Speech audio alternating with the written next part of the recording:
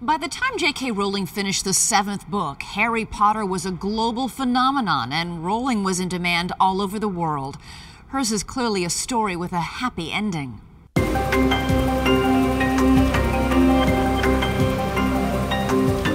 Filmmaker James Runcie flew with her and her husband Neil on the private jet her publisher has hired for them.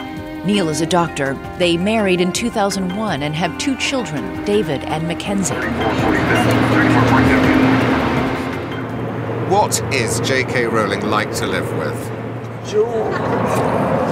Tell the truth. Yeah, I'm going to tell the truth. Excellent. Joe detaches herself. When she becomes very stressed, she'll detach herself and only trust one person, and that's herself.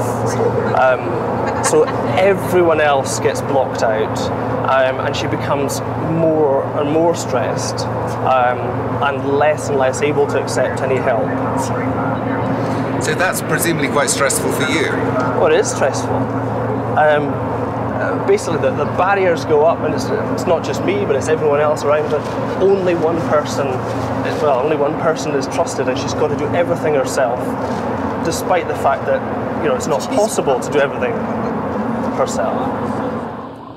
But Joanne's single-mindedness has led to the most anticipated book launch in history.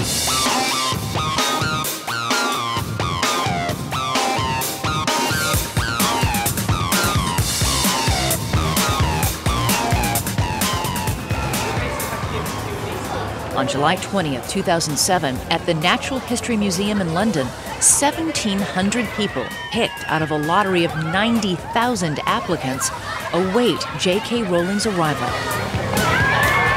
Millions of fans are waiting for this book all over the world. How do you deal with that level of expectation? It swings between, on this book, thinking, it's the best I can do, it's how I always planned it to end, so that's going to have to be good enough. And occasionally you think, how can I ever live up to this? 2 hours to go. Joanne is in her car on the way to the launch. I can't believe I'm here. I'm even more excited than I thought I would be. Do you know, we were queuing in Piccadilly 2 days ago from Belgium. I also really, really want a cigarette right now. And when I said that to Neil, he said, have you got one? I should have done, but then I would have been hooked. Tomorrow I'd have gone out and bought 20. I can't smoke. With me, it's 40 a day or it's nothing. The book is embargoed until 1 second past midnight. At that point, J.K. Rowling will open Harry Potter and the Deathly Hallows and begin to read. 6!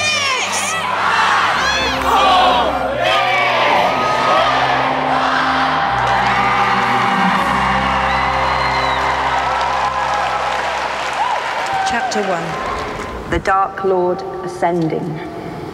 The 2 men appeared out of nowhere, a few yards apart in the narrow, moonlit lane. For a second they stood quite still, wands directed at each other's chests. Then, recognizing each other, they stowed their wands beneath their cloaks and started walking briskly in the same direction. As Joanne reads, fans across the globe anticipate the joy of reading their own copies. Best day of our lives. It feels amazing having this in our hands finally after waiting for 10 years and 16 hours today. Does it really matter now if I get a bit drunk and disorderly? I'll finish the book. In London, from 20 past midnight until 7 in the morning, J.K. Rowling signs 1,700 copies of her book. Here we are. We're off! First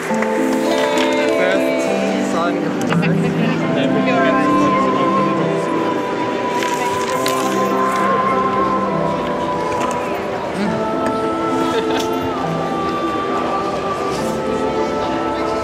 Do you know what, Hugo?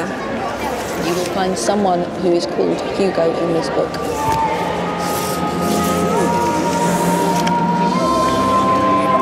Thank you very much. In the first 24 hours, more than 2.5 million books are bought in the United Kingdom, and more than 8 million books are sold in the United States.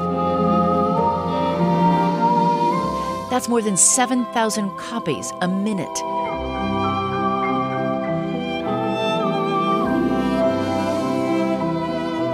At the end of the last book, readers discover this has been a story about the redemptive power of love, and how after the most extreme kinds of trauma, life can go on in a blessedly normal way.